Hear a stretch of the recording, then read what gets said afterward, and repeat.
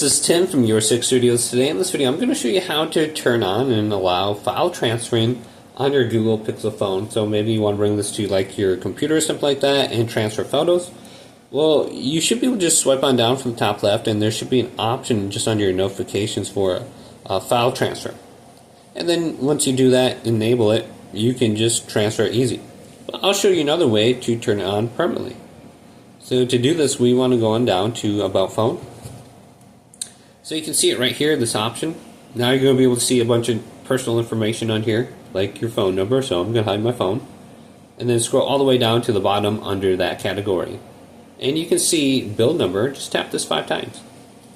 And you'll unlock the developer options now and go back. Then under this screen, go to System. Scroll all the way down and go to Developer Options. Now under here, we are looking for default USB configuration.